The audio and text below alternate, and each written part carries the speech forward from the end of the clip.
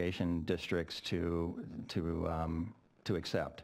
And so we defaulted back to what worked last year and realized that, you know, them keeping ditches wet and that there was a benefit to that in a balancing. So we agreed with that. I would just say that's probably why you got the agreements. Once the numbers came more in line with what we had last year. Right. Because once that information got out to the public vis-a-vis our regulation or the proposed regulation, that's when you were able to get the agreements, because it came in recently, right, on both. Okay. We actually started negotiating back in December with Los Molinos. We had meetings in January and continue to have meetings with them. And this change came up pretty quickly. So probably at the January meeting, or maybe the February meeting, that we agreed that we could live with the 100 CFS, and that the benefit to them to have the additional water in their system was fine. Mm-hmm. So these agreements all expired December 31st, 2014. We, like Nancy said, we've had 2 agreements signed within the last week. We've been working on this for, since end of December. So we've got, like I mentioned, 7 more to go. 4 have indicated a willingness. The remaining slides, I'll just move through quickly. I've actually been well covered by board staff, and so I won't repeat the information here, but it talks about the recommendations for these various creeks.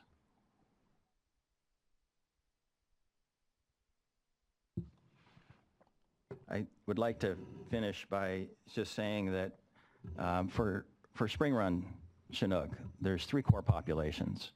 Mill and Deer Creek are 2 of the 3. These are very special waters. It's not something you can recreate.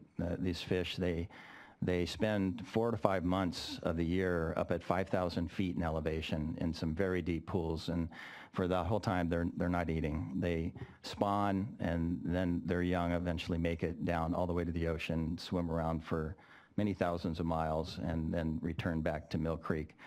The hard part in this journey, aside from what goes on in the lower Sacramento River and the challenges of the ocean, which are many, it comes down to, can they make that ascent up Mill or Deer Creek or Antelope Creek and get past that lowest dam? It's just a relatively short reach of creek that's where the make or break is. The numbers of fish that we're talking about are, not only are there only 2 of the 3 core populations, that's a very small number.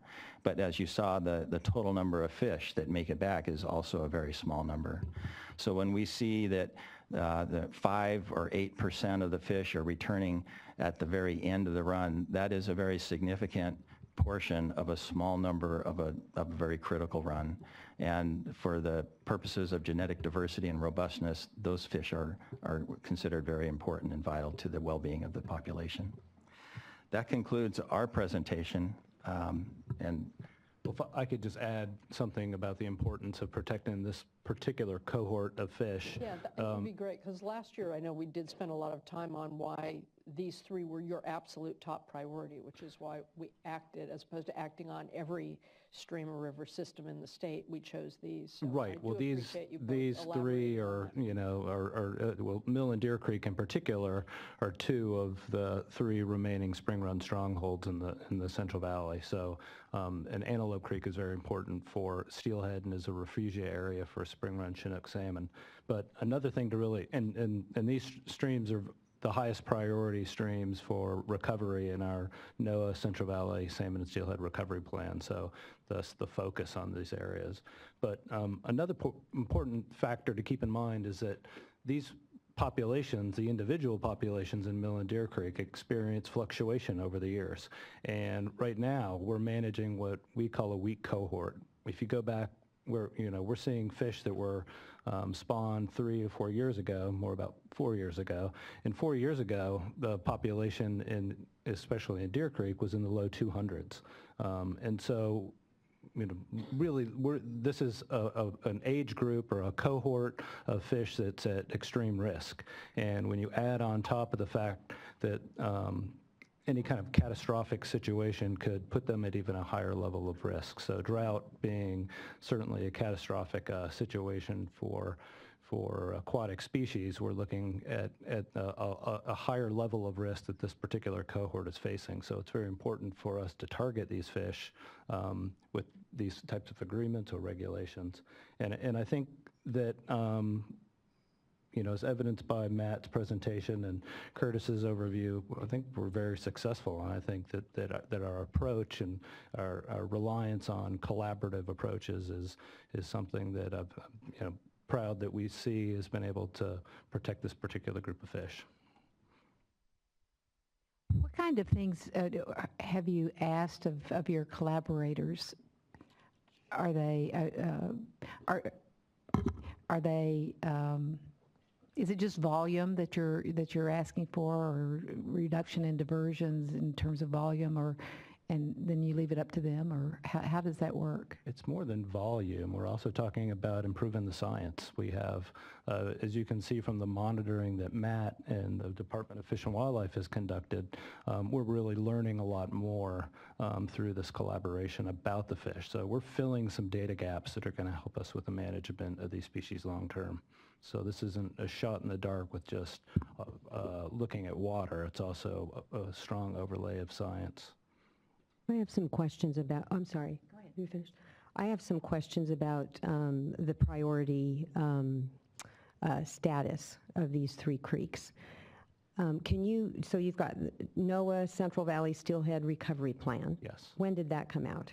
It came out last summer. Okay. And then are there other plans or documents where you have identified these three creeks as being priority? Yeah, most certainly. There's been the anadromous fish restoration plan that came out of the CVPIA that targeted these streams as high priority, and I believe that there's been other state-level restoration frameworks that have also targeted these species. But And when did the CVPIA restoration plan come out? It's been a while, right? It's been the early 90s, I believe. Okay, so... Oh yeah, that's true. And the ecosystem restoration program, which is kind of a fostering from out of the CalFed days. Okay, so help me out here. Yep. I am not comfortable with the tool that we have used. I know that's not your role. Your role is to inform us as to what the science is telling you, that to inform us about these three streams being priority, and also lessons learned from last year and the successful approach and where it didn't work in deer. So I don't have any quibble with you on any of that. But if it's such a priority, why are you having to rely on us using this tool during an emergency period? Why not target resources for physical fixes and also attempt to enter into permanent agreements? We received a lot of comments last year, and I think there was one letter in particular this year, I don't remember which agency it was, that referenced that these agreements have been going on for decades. Is that true? Pardon me. There have been soft agreements, I believe, between DFW and some of the water users. I've not particularly been involved in any of the discussions of what those agreements entailed. I don't think that they were as comprehensive as the agreements that we put together last year.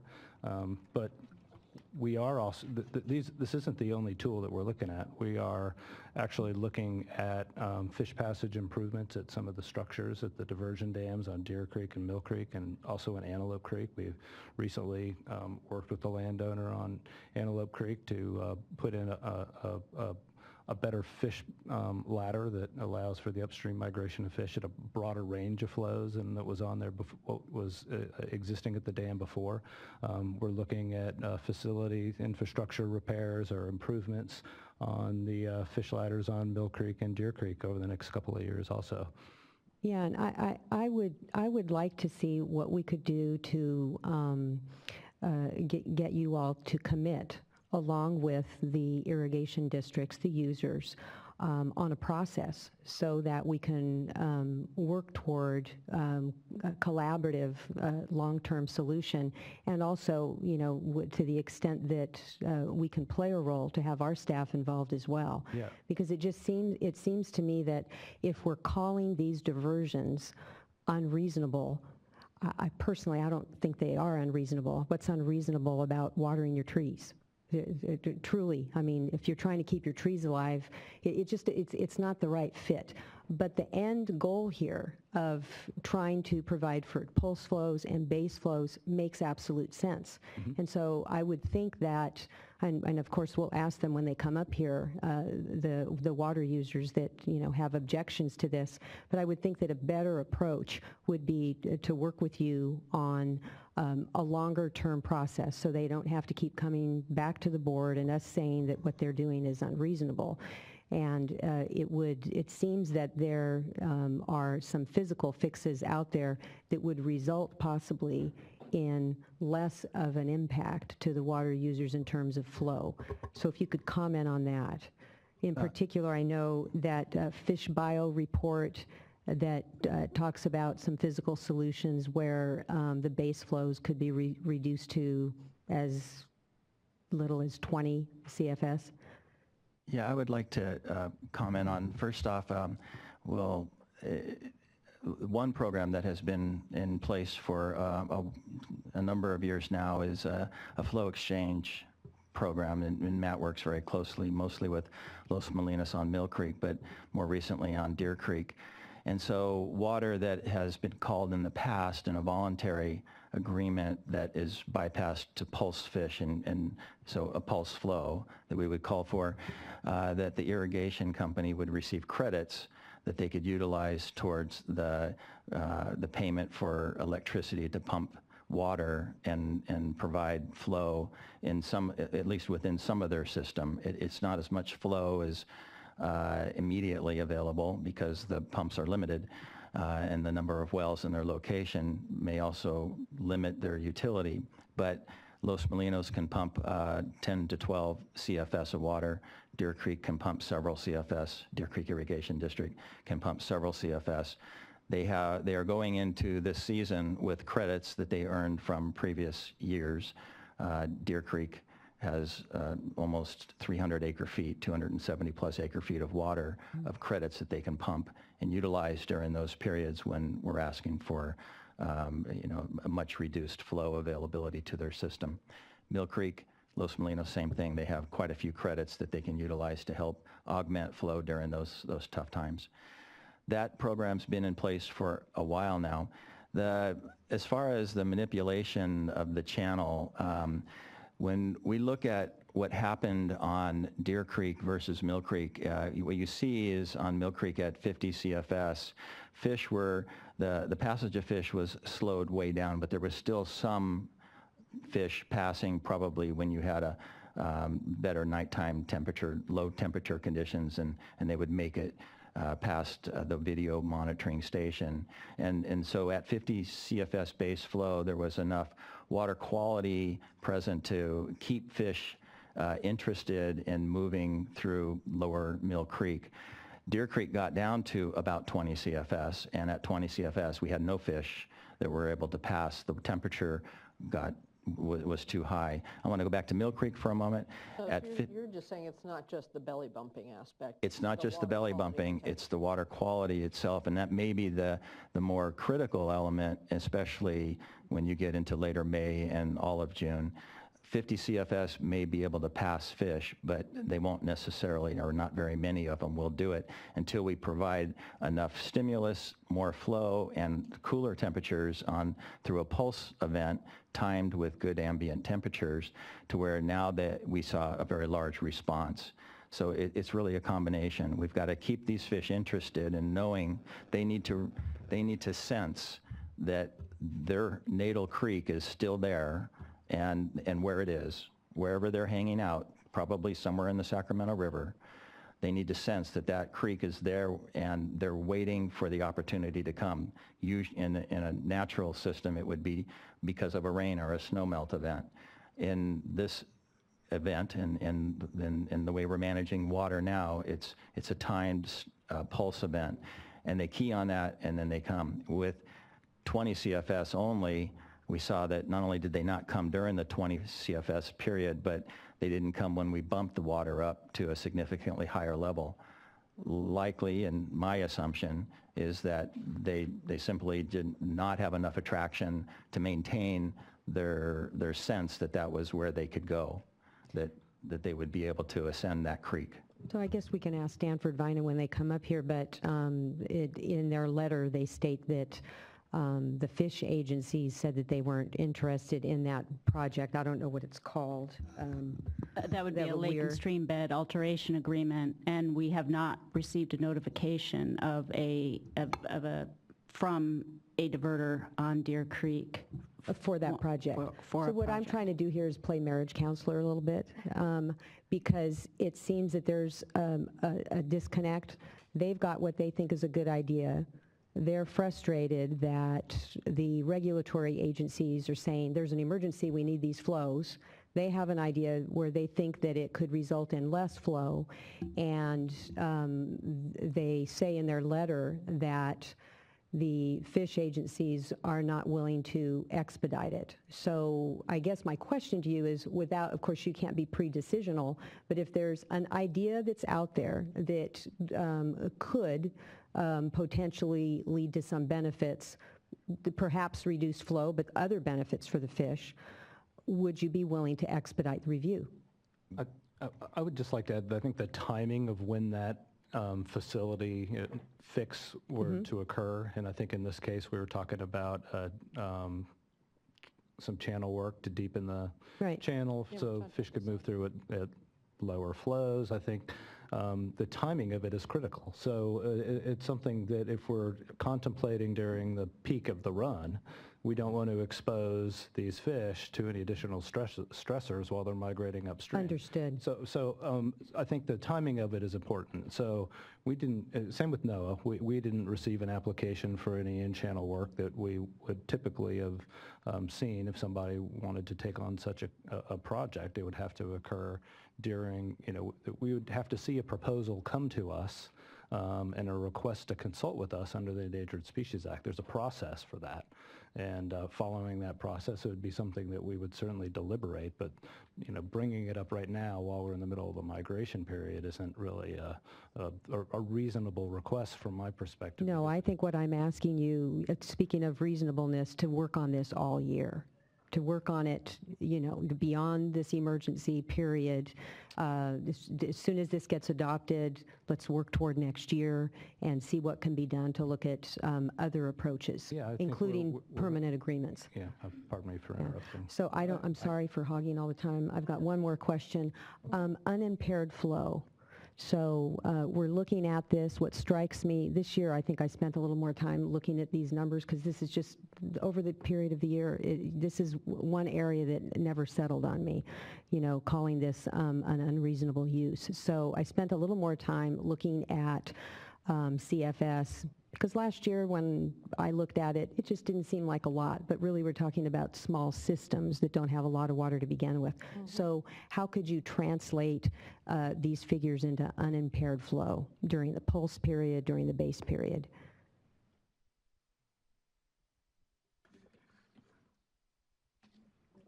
Well, we have a record of unimpaired flow available to us on CDEC. For an example, last June on Deer Creek, unimpaired flow averaged between June 1 and June 15th. A daily fluctuation, the lower flow ranges were 66 to 80 CFS near the middle of June. So is that what? I'm looking at a percentage. A percentage of, well, 50 CFS of 80 is 75. Okay. And that is why last year we asked for minimum base flow passage through June 30th, looking at hydrologic conditions in 2014 and looking at a fourth year of drought. It was our recommendation to go with only up to June 15th to better come into some kind of alignment with keeping agriculture as whole as possible and still maintaining passage opportunities for these listed fish species. I'm sorry, one last, I just realized that flow exchange, what's the status of that program? The flow exchange program is still active and viable on Mill and Deer Creeks. As Curtis mentioned, on Mill Creek, the exchange program has been developed to about a 13 CFS instantaneous capacity. They have pumping credits right now. We expect them to use those credits and to gain more credits through participation with our MOU. And the Deer Creek Irrigation Company has a much smaller well, but they have a smaller service area. It's a few CFS well. It's going to provide them some benefit, and I would love to see these exchange programs, like you were saying, developed further on Deer and Mill Creeks and Antelope Creek. I think it's been a very successful program on Mill Creek. What has happened in this unprecedented drought is the flow needs for fish have gone beyond the capacity of what has been created for instantaneous flow exchange on Mill Creek. That's why we're asking for more flows. The potential or the envisioned build-out for Mill Creek was up to 25 CFS of pumping capacity. Deer Creek, and they do have an active agreement that codifies and defines how the credits are earned and spent. Deer Creek doesn't actually have an agreement in place right now, so we're operating on an annual understanding, and so there's room to develop that program on Upper Deer Creek. Thank you. Other questions before we go to comments? If you'll stay around for the comments, we'll have questions, I'm sure. On something like if you decided there was some channel modifications for fish passage, not so much for temperature, I'm not thinking, that's a different habitat requirement, but if there are promising solutions on fish passage, would that be something that the Resources Agency would look at for things like Prop 1 bond funding? Prop 1 is new to us, and we know that there's going to be quite a bit of money available for habitat restoration for salmonid, so it certainly should be considered, as many proposals will be. There are other proposals, and perhaps another part of an answer to an earlier question is that last year Deer Creek Irrigation District put in for and got a drought relief funding proposal. It's a planning document at $80,000 or so to determine how to increase the efficiencies of their conveyance system with the prospect of putting conserved water into the creek, hopefully in a 1707, so that it makes it all the way down. So there's actually been quite a bit of effort over the years to work with, and you've heard some of them. I think there are probably other examples that could be brought forth, but there's certainly no lack of dialogue in these systems in order to do the most we can for salmonid passage and rearing and to get these fish to be able to emigrate back out of the system. I do think we would have to explore the details of what kind of channel repairs, or I wouldn't really want to call them repairs, that might be the wrong term, but what kind of channel modifications might be needed to help with upstream passage. Right. I do recall last year the fish bio presentation, when the critical riffle analysis, I think that we had some questions about some of the water depths that they had applied in that analysis that didn't really line up to what we thought would be used for a Chinook salmon upstream passage critical riffle analysis. So I think that there's some details that need to be ironed out there. I don't think it's really just as simple as carving out the channel and letting them swim up through. I think that there could be some of that, but these fish do need water, and I think Matt's presentation very clearly showed how they respond to changes in the amount of water, and it's a tricky thing. There are small watersheds, and there's demand for that water, but finding out that sweet spot is going to take a little bit of work, but we're getting there, and I think the improved monitoring that we're doing here is really going to help inform what, the level of precision. Might also add that the type of channel modifications that have occurred historically, pretty minor in scope, are also very short-term in duration. These creeks can be subject to quite large flows. There's no reservoir system, so when the flows come up and you have a storm event, they can rage, and that'll mobilize quite a bit of material, and so likely any channel modification would have a relatively short lifespan. And just add one more. We could go on for days with some of the Yeah, I actually get this. So, there's geomorphological processes, but then there's also existing structures is kind of where I was going. There's structures, but there's one other population group of fish that utilizes these streams, and the fall Run Chinook salmon. They're really not the focus of our agreements or the regulations, but they're definitely a species of federal and state concern that need to be taken into account here. And if you're looking at channel modifications on the lower reaches of the streams, the fall Run Chinook salmon spawn on the lower reaches of the stream. The spring Run Chinook salmon ascend to these high elevations and they spawn up there. So there's geographic separation. So any work in the channel, we would certainly have to take into consideration the impacts on fall Run Chinook salmon, and that habitat is also considered essential fish habitat under the Magnuson-Stevens Fishery Management Conservation Act. So there's another federal overlay of habitat protection that we would have to take into consideration. Right. I think, I'm not going to put words in Board Member D'Adamo's mouth, is that since these are so important, it's important that we're all in on all the tools we have. It's not, it's helpful to hear of the other things you're doing, but again, at least one of these is on our top 5 priorities jointly with DFW under the Water Action Plan, and so we should be looking at all of the Prop 1 tools we have as well as all of the other tools to sort of particularly wrap an area that's this important, and you do have so many water users who actually are willing to work with you. And so I think what I think all of us would probably want to say, hey, I can't speak for everybody else, is a sustained all-in effort. And when it comes to some of the proposals, because I remember we had the conversation about channel modification, I realized that those conversations should have been happening all the way through as opposed to coming up late because the timing's important, but I think it would be good and have our staff also following up in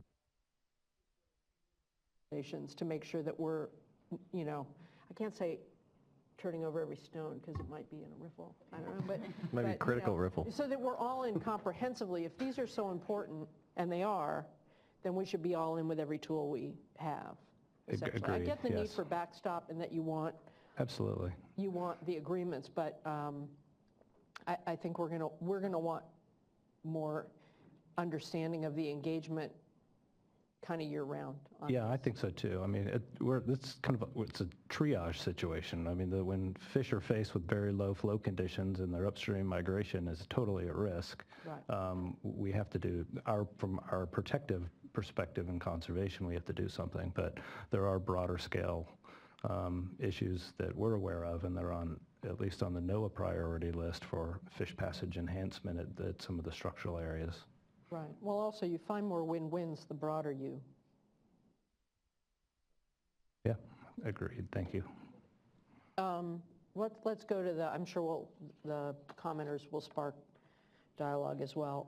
First, we have Kyle Jones from the Sierra Club, followed by Peter Harbin from the Stanford Vina Irrigation Company and Los Molinos Mutual Water Company. 5. Aye?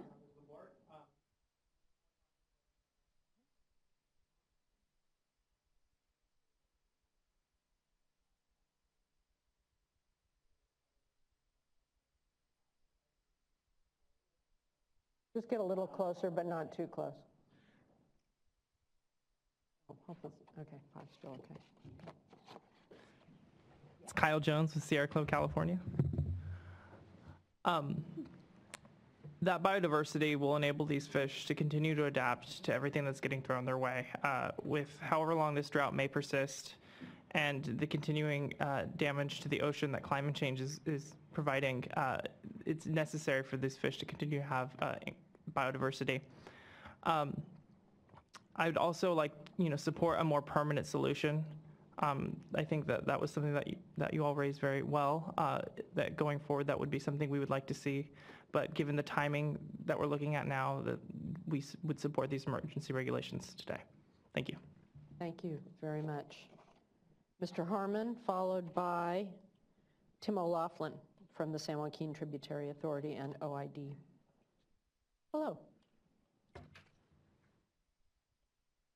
Good afternoon. Thanks for the opportunity to speak with you today. I'd like to start by letting you know that Los Molinos Mutual Water Company and Stanford Vino Ranch Irrigation Company both respect and understand the desire to provide flows for fish, or to, take action to protect fish populations.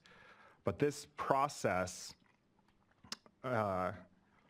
is not the way to do it. And imposing these costs for a benefit that's enjoyed statewide, or I would say, with NMFS's involvement nationwide, to impose that cost on such a small group of farmers and ranchers in Tehama County, well, I mean, it's my opinion that it violates the state and federal constitutions, but to anybody, it should be clear that it's just not fair. This MOU process, although California Fish and Wildlife may have started in December or January, the first proposals were coming in for full natural flow pulse flows. The process didn't even become reasonable until February or March, when at least they were looking at similar flows as to what were proposed last year, even though they're looking to triple the season in which those flows are being called for.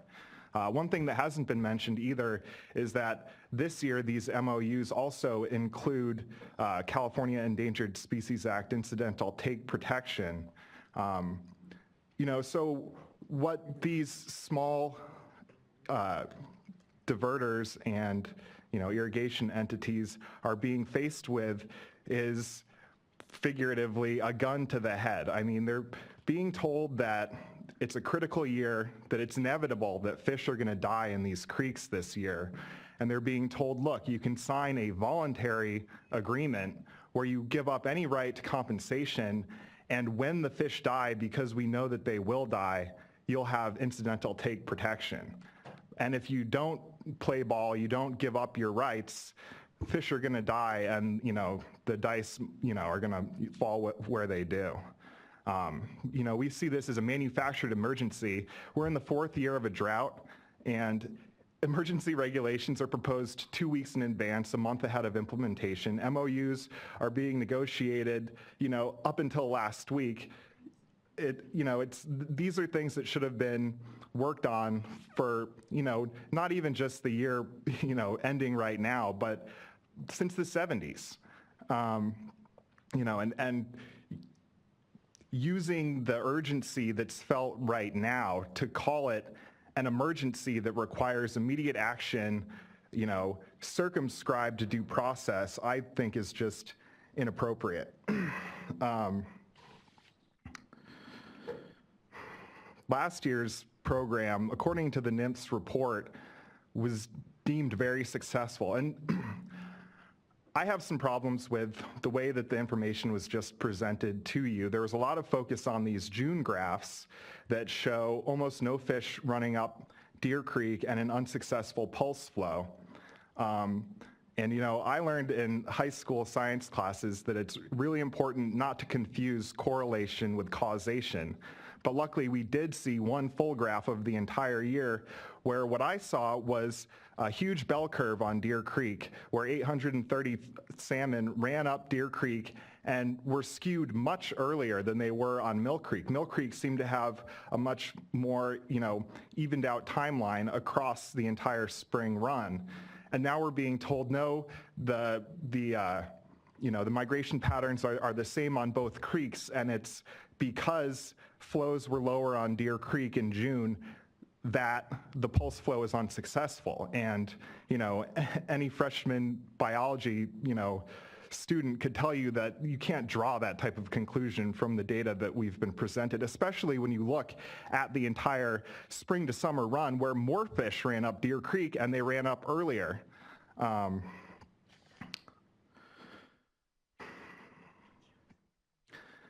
Last year, the voluntary pulse flows in May and the mandatory or by voluntary agreement pulse flow in June were seen as being successful. This year, luckily, we've started the process two months earlier, but rather than use that time to work with the farmers whose livelihoods are in danger, they're using that extra time to get 3 times as much water this year.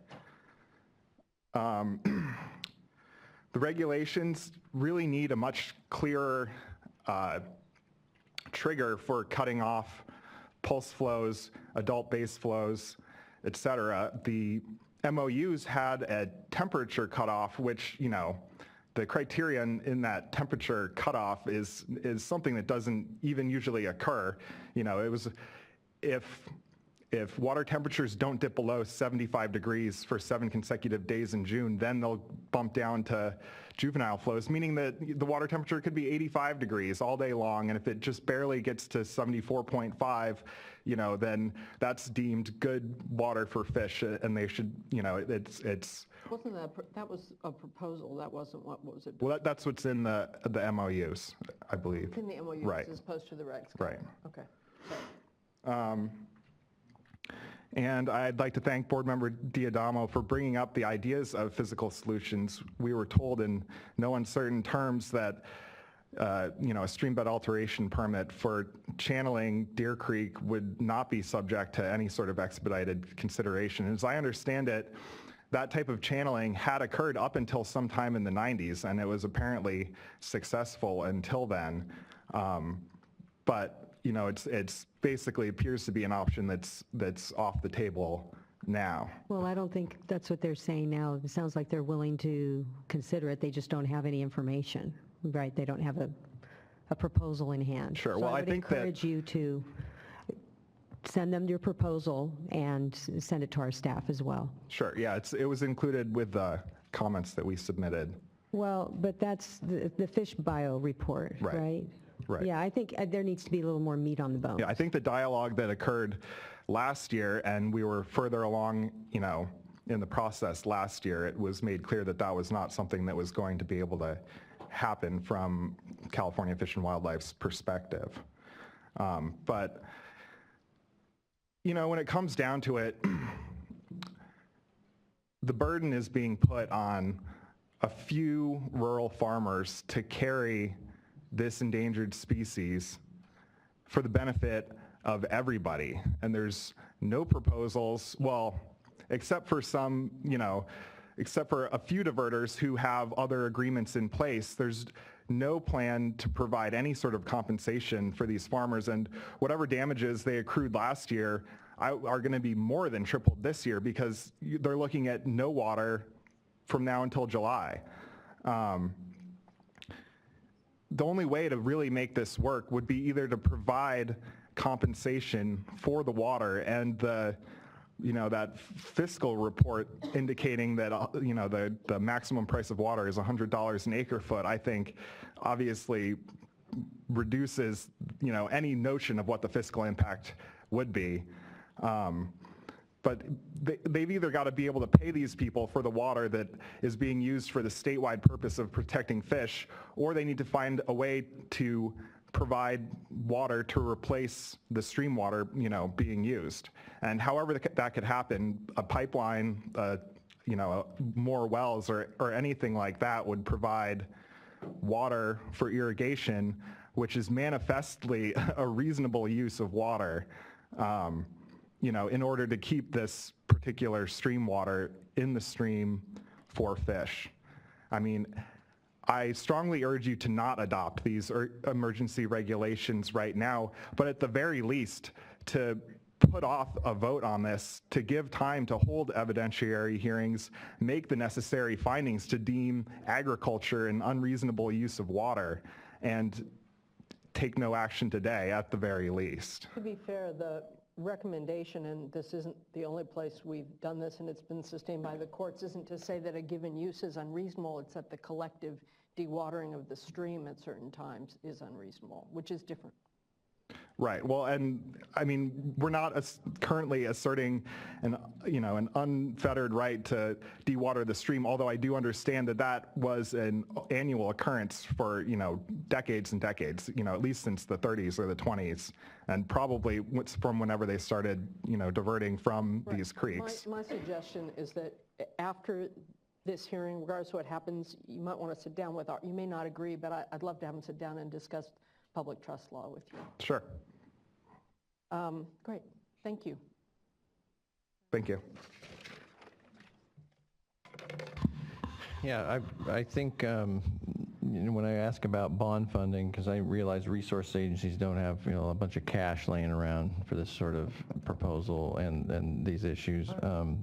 When I think of structural solutions, I also think of moving water solutions, and watershed planning solutions that we're seeing in the North Coast region where I'm a liaison, a lot of scientific-based water budget work, and these tools could be applied in these important watersheds too. And I'd encourage the Resources Agency with their ecosystem restoration and stream flow water action plan marching orders to seriously consider the comments you're hearing today and ways we can team up and solve the problem together.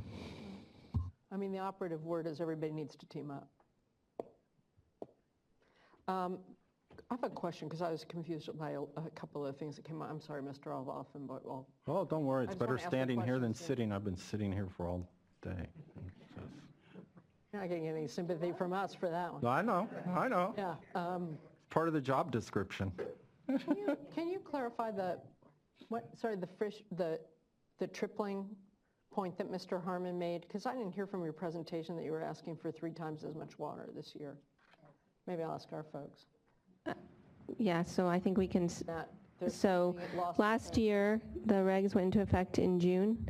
This year, they'll go into effect in April. So you have April, May, and June in which the regs would be in effect. So the flows would be required in those 3 months as opposed to only 1 month. for overall. It's more water overall because the regs would actually be in effect, or the voluntary agreements would actually be in effect earlier.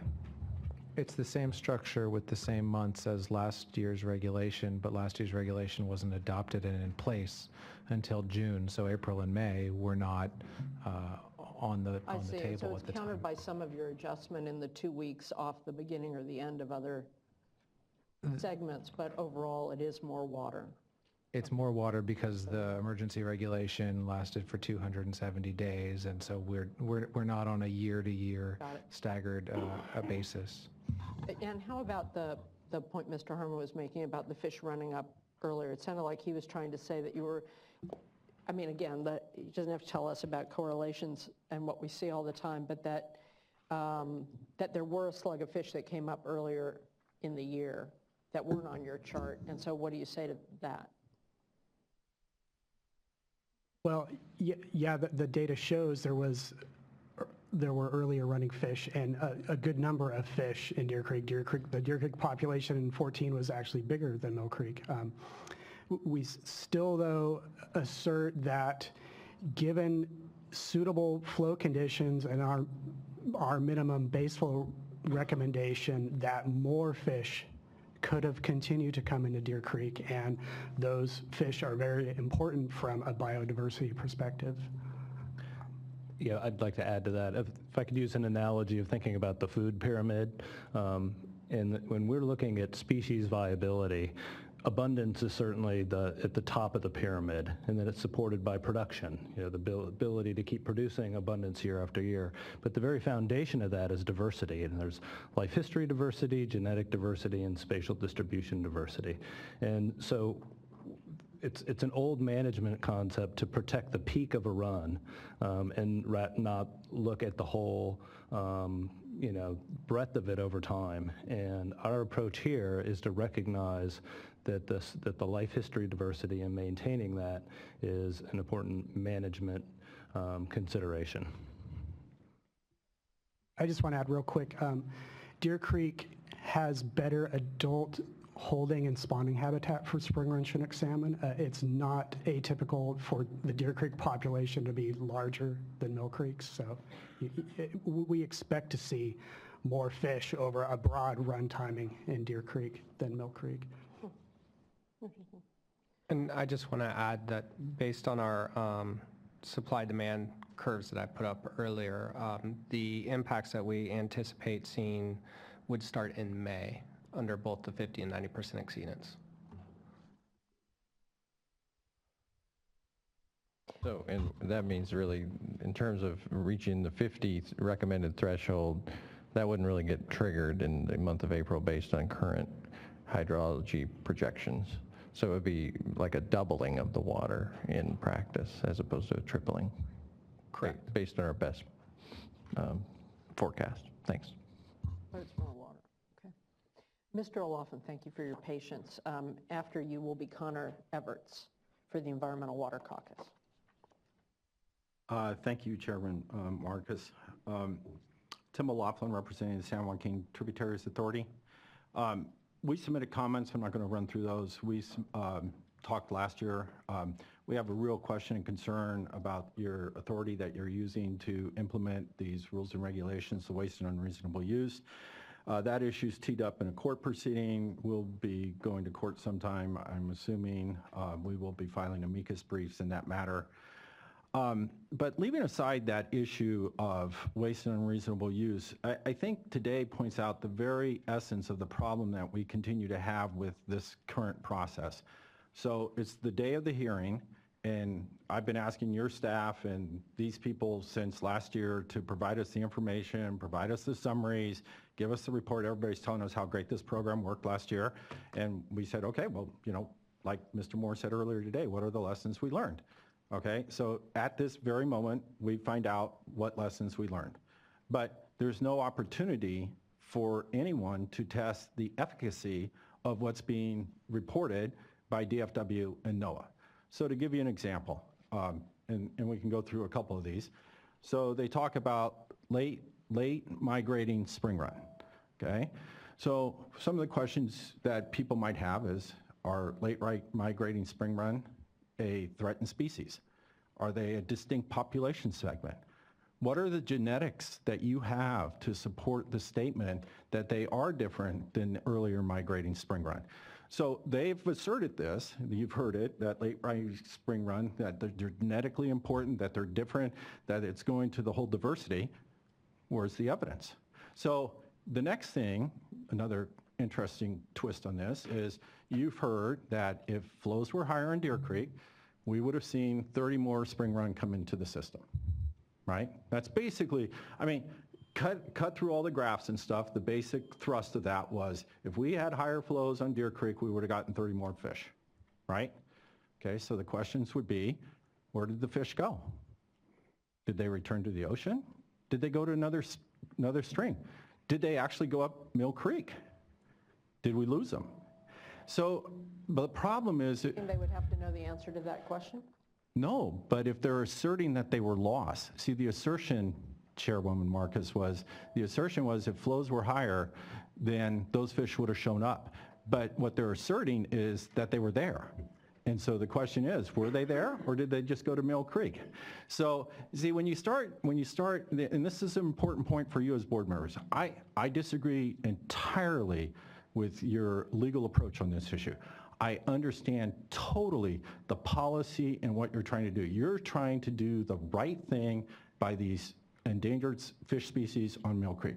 Totally get it. But like I said last year when we had these proceedings, okay, They're bad-mouthing Deer Creek, and yet Deer Creek had 830 fish return. After you adopted your rules and regulations, only 2 more fish came up, okay? Using your economic analysis and divided by a third, $1.8 million, that's $300 a fish to get those up. And we have no understanding of what that has done for the genetics or the quote-unquote biodiversity, the abundance, the spatial distribution, which is the little pyramid chart that you see, which is necessary to have a sustainable fishery. So my point to you is and to the board members on this is it's about process. It's about, if we're going to go through a waste and unreasonable use proceeding, for you to have the information necessary so you can weigh and balance competing needs, we can't be doing it in this fashion. That's my entire point. And I think by some of the questions and some more questions that we could ask, like the temperature was too high. Well, I asked the same question last year. How high was too high? Did you see anything in their charts about out-migrating steelhead? How many more steelhead went out last year? Because remember, that was a big point about out-migrating juvenile steelhead. How many more were going to go out? How many site inspections did they do? I mean, there's information out there, and I know they're collecting it, and so the question to you is now you have a balancing. If you know, and I'll just say this from a policy perspective, if you knew last year that if you release this flow and all of a sudden 50% of the population was going to come back, you would have said, we got to do this. But now, in your mind, if only 2 fish came back based on your actions out of 830, is that a reasonable weighing and balancing of the competing needs in Deer Creek for what you did? And that's a policy call, and that's up to you. But I think that's the important type of information and process that we need to go through in order to provide you that information, so when you make those decisions, you feel good about knowing that you're trying to balance those competing needs in a reasonable manner. That's it. Thank you. Any questions? No, thank you. Thank you very much. Isn't your part of your point on Mill that there wasn't as much water? Wasn't that your point? It didn't look like it was met. Deer, sorry, Deer, that's what I meant. On Deer Creek, just to speak to that a little bit more, post-diversion flows on Deer Creek dropped below 50 CFS on May 24th. The emergency regulation was delivered on June 6th. The Deer Creek was out of compliance with that order until June 12th. So there's a long period of time where flows were very poor for spring run. Mr. Everts, he had to go? Yeah, he had to go, but he wanted me to just convey the little factoid that Deer Creek... I'm sorry? It would be a factlet, because a factoid is something that is not true. So I'm sure that's not what you're going to I defer to your description. I'm channeling Mr. Howard, who corrected me, I think, the first week I was here. Okay, so be it. Maybe, can you identify yourself? Oh, I'm sorry. I'm Tim Stroshane. I'm just here briefly to convey a factlet from Connor Everett that... to help you here. Can I just say the factlet? Yes. Yes, I can go sit down. That Deer Creek was originally the sacred ground that Ishi came out of. Thank you. Right. I forgot about that. I remember that when I was just reading something earlier this year. Did you see that? There was a huge feature on. Yeah. Chris Schutz, CSPA. Followed by, thank you, Barbara Daly, North Delta Cares community resident. Good afternoon, members of the board. Chris Schutz for the California Sport Fishing Protection Alliance. We support the adoption of the regulation. We've also had concerns about emergency regulations, but under the circumstances, we think this is something you need to do. These fish are really, really important. We think that the regulation and the specific measures in it have been fine-tuned to a significant degree by the fisheries agencies, and we think they've done a really good job in working out, trying to get the best benefit for the amount of water that it's going to cost. We support voluntary agreements among water users and fish agencies when they can happen. But when they don't, we think that the board is appropriate to step in. We think you have the authority. We think the Light decision in particular gives you that authority. I realize that some folks are going to challenge that, but we thought it was really clear. And we think that based on that authority, you have the responsibility. I would just say that the long-term solution here could be a reduction in diversions, and it might be something that the water users might want to think about as to whether they'd prefer triage in emergencies as opposed to some kind of longer process. If there's going to be an adjudication or something like that, I guess we'd be in. But for the moment, we think you need to take the action, and we support the regulation. Thank you. Thank you, Mr. Schutz. Next, Barbara Daly, followed by Gretchen Umlauf. Hello. Hi, my name is Barbara Daly, and I'm a resident of the Delta and a member of a group called North Delta Cares. And we are very interested in what happens with the watershed and with our neighbors to the north of us. And I just really have two basic questions of the panel that occurred to me while they were speaking, if I could be allowed to ask them this. And I found it really interesting that the issues are the tribe that was there, and are probably still there. So in the watershed I'm not sure which number is somewhat ideal. Is it, I heard numbers like 52 and 200 and then 830. Is that what we're striving for? Is one question. And is it appropriate for them to answer? That's okay. That's a good clarify, because you were throwing a lot of numbers. Some are CFS and some were fish. So if you can reiterate it for her, because you were going really fast. I was